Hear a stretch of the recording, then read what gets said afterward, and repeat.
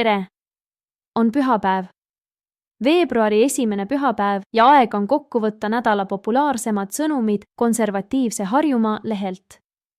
Lehelt, mis koondab tasakaalukaid mõtteid ja sõnumeid konservatiivsust, väärikust ja tasakaalukust austavatelt meediaressurssidelt. On ju nii, et mitte kõikidel pole piisavalt aega jälgida iga päev seal toimuvat, mistõttu kokkuvõte on ilmselt hea võimalus saada ülevaadet sellel lehel toimuvast sellisel moel, et valgustame ära iga päeva 2 kõige populaarsemat postitust. Populaarsuse hindamise aluseks on statistilised näitajad, millised annavad võimaluse hinnata seda, milline uudis, postitus või sõnum on Konservatiivse Harjumaa lehe tarbijaid kõige enam kõnetanud. Niisiis esmaspäev, jaanuari 27. päev. Kõige loetumaks avalduseks oli Wall Street Journali artikkel, mille vahendas Postimees Urho Meisteri tõlke kaudu. Artikkel rääkis sagenenud juhtumitest, kus Vene sõjaväelased hukkavad Ukraina sõjavange ja jäädvustavad need teod videotele, mida levitatakse hirmutamise eesmärgil. Ühes hiljutises juhtumis filmiti 2 Ukraina sõdurit, keda esmalt alandati ja seejärel tulistati. Sellised teod rikuvad rahvusvahelisi sõjaseadusi, mis keelavad sõjavangide väärkohtlemise ja hukkamise ning Ukraina on neid tõlgendanud selge hirmutamistaktikana. Venemaa püüab nende aktidega murda Ukraina sõdurite moraali ja külvata hirmu lahinguväljal, kuid Ukraina võimud on lubanud selliste kuritegude eest vastutajad kohtusse tuua. Samuti on Ukraina kutsunud rahvusvahelist kogukonda üles neid juhtumeid uurima ja Venemaale survet avaldama. Hukkamised ei ole ainult ühe Vene üksuse käekiri ning paljud videod näitavad väikesi Vene üksusi hukkamas relvastamata ukrainlasi. Esmaspäeval avaldatud mõtetest oli loetavuselt järgmiseks Financial Timesi poolt avaldatud ja Rahvusringhäälingu poolt Eesti avalikkusele toodud artikkel Euroopa Liidu plaanidest minna kaasa USA president Trumpi kavaga ja kärpida rohepöörasuse tegevusplaane. Räägitakse seal sellest, kuidas suurettevõtted ja Euroopa Liidu riikide valitsused avaldavad Euroopa Komisjonile survet, et see kärbiks praegu kehtivat rohepoliitika tegevuskava vastuseks USA presidendi Donald Trumpi algatatud dereguleerimisplaanidele. Tunnistatakse, et mürkrohelistes ringkondades on väike paanika lahti läinud, sest seal ollakse mures, et USA surve tõttu surutakse Euroopa Liit oma kliimaplaanides liiga kaugele tagasi. Normaalsel rahval on põhjust arengutega rahul olla.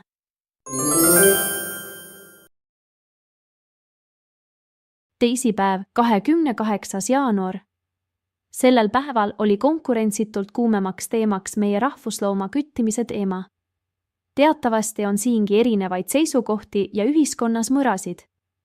Ühed on veendunud, et huntide ülekäte mineku peapõhjuseks on nende liigne küttimine, teised eelkõige jahimehed ja farmerid on vastupidisel seisukohal. Uudis ise viitas asjaolule, et kui novembri alguses oli kinnitatud küttimismahuks 90 metsakoera, siis nüüdseks on Keskkonnaamet seda 2 korral tõstnud. Esmaspäeval kinnitas Keskkonnaamet järgnevaks jahiaastaks metsakutsade uueks tapamahuks kokku 121 rahvuslooma, kes loojakarja tuleb saata. Loetavuselt teisele kohale tõusis teisipäeva lõpuks uudis haridusminister Kristina Kallase Eesti 200 asjus. Uudise avaldas algselt portaal Objektiiv, kus ta siis laia Maarjamaa ilma rändama läks ja Konservatiivse Harjumaa kanalilegi potsatas. Populaarses postituses peegeldatakse haridusministri seisukohta, mille ta avaldas esmaspäeval EKRE fraktsiooni arupärimisele vastates, et lapsevanemad peavad aktsepteerima seda, kui lastele õpetatakse koolis soo- ja transideoloogiat. Nagu öeldakse, on 2 nähtust maailmaruumis piiritud, universum ise ja inimrumalus. Kust muidu tuleb arusaam sellest, et inimsool on sugusid rohkem kui 2. Osad nii-öelda teadmamehed ja teadmanaised on välja pakkunud, et neid olla koguni 65. Haridusminister ise arvas samas, et ka teadlaste seas konkreetset konsensust selles osas pole. On neid siis 20 alla selle või üle selle? Mida teie arvate, mitu sugu inimesel on? Kirjutage sellest siia kommentaaridesse. Nüüd siis võtan ette kolmapäeva. Selle päeva parimad lood. Juhtus see, et 2 avaldatud lugu said täiesti võrdse arvu vaatamisi. Vahe oli vaid selles, kui palju neile reageeriti ja neid jagati. Vastavalt sellele siis tuli asetada paremale positsioonile uudis, millele reageeriti tulisemalt. Selleks esimeseks looks oli uute uudiste kaudu sisenenud teema, kus peategelaseks uus USA president Trump. Lugu ise rääkis presidendi poolt teisipäeval alla kirjutatud korraldusest, millega piiratakse alla 19-aastaste noorte enesevigastamine niinimetatud soomuutmisprotseduuride abil. Eks siin ole selgelt aru saada, et maailmas on normaalsus tagasi tulemas. Tõepoolest pole võimalik sugu kuidagi opereerida või korrigeerida, sest sootunnused on inimfüsionoomias oluliselt sügavamal kohast, kuhu ulatub skalpell. Päeva teiseks kuumaks teemaks tuleb tunnistada Venemaa elektrisüsteemist eraldumise ja niinimetatud desünkroniseerimise problemaatika. Mis see kaasa toob, kui palju maksab ning muu sellega seonduv? Rahvusringhäälingu kaudu saabunud uudisnupus märgitakse, et Eesti eraldub juba järgmise nädala lõpul Venemaa elektrisüsteemist ja ühendub Mandri-Euroopa elektrisüsteemiga. Elering on hinnanud, et ümberlülitumise järel vajalik sageduse hoidmine läheb keskmisele elektrikodutarbijale iga kuu maksma natuke üle 1 euro. Neljapäev. Vene ajal nimetati seda kalapäevaks. Seda nimetati nii seepärast, et nimetatud päeval oli kõikides avalikes söögikohtades, aga ka koolides ja lasteaedades ette nähtud ratsiooni osana kalaroad. Konservatiivse Harjumaa poolt edastatud uudistesse puutuvalt, siis kaladega seonduvalt on seos kauge. Võiks isegi öelda, et väga kauge ja raskesti leitav. Aga seos on olemas. Nimelt on osutunud kõige loetavamaks artikliks ajalehe väljavõte, milline pärineb Facebooki lehelt Tõde tõuseb. Seal valgustatakse plaanitavate tuugenite mõju keskkonnale. Seos tuleb siis sellest, et tuulepargid, kui nad merre rajatakse, loovad keskkonnatingimused, mis kaladele ei pruugi sobida. Siinjuures pole probleemiks loomulikult ainult kalad. Ja artikkel vaatab ka tuulikute mõju oluliselt laiemalt.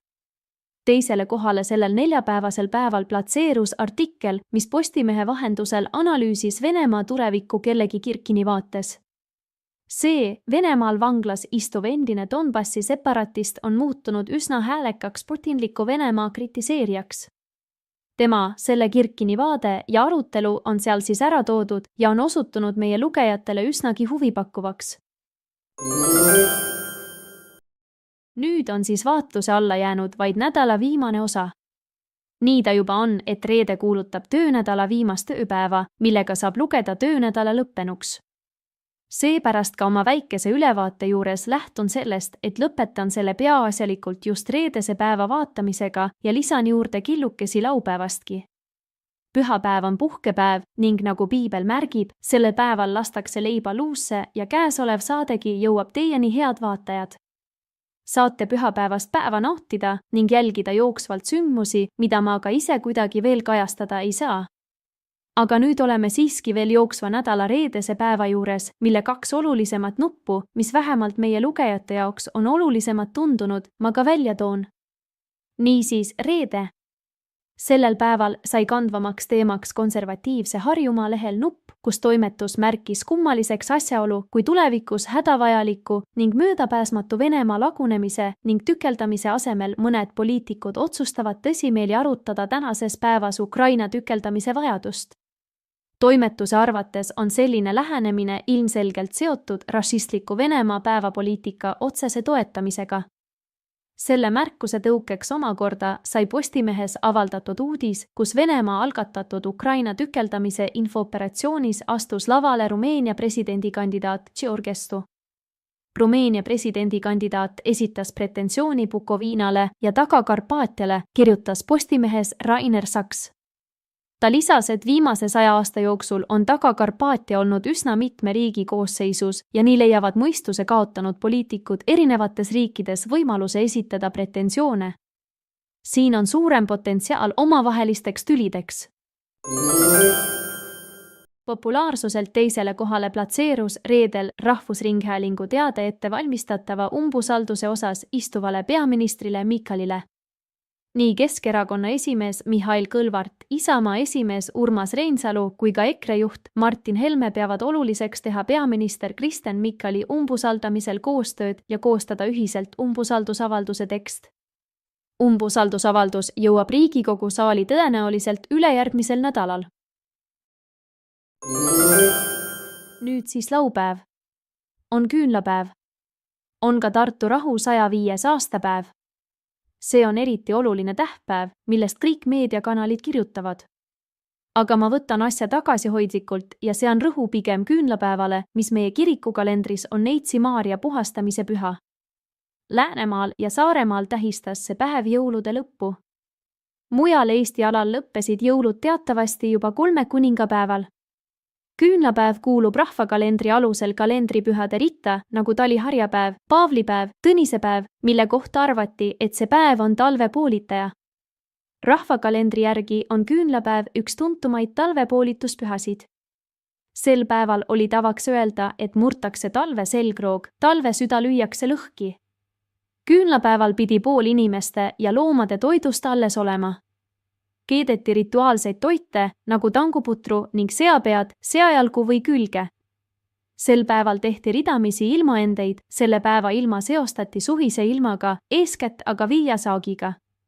Kui küünlapäev oli selge, siis oodati head suve. Lumesadu ennustas head viljasaaki, kuid halb enne oli küünlapäeva sulal. Vihmasajune küünlapäev ennustas vihmas suve. Kui küünlapäeval jää külmast praksus, siis oli jaagupipäevaks oodata äikest. Rahvapärane ajaarvamine, nädalate lugemine tähtpäevade vahel algas kõige sagedamini küünlapäevast. Küünlapäev on ühtlasi esimene suurem naistepüha. Siis võisid naised käia külas ja kõrtsis ning mehed tegid kodus nende eest ära vajalikud tööd. Aga nagu juba ennem öeldud, et on Tartu rahulepingu aastapäev, siis ka konservatiivse Harjumaa Facebooki lehel sai sellele päevale tähelepanu pööratud.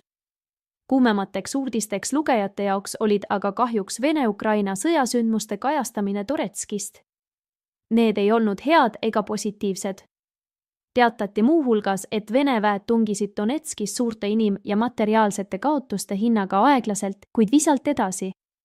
Populaarseks osutus ka uudis, mis käsitles piirikontrolli küsimust.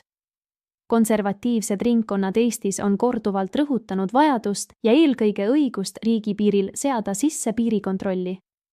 Piirikontrolli kaudu soovitakse lihtsalt tuvastada isikuid, kes liiguvad riigi territooriumile ja lahkuvad siit. Mõte on lihtne ja loogiline. On ju nii, et iga riik peab olema suuteline kontrollima, mis tema territooriumil toimub.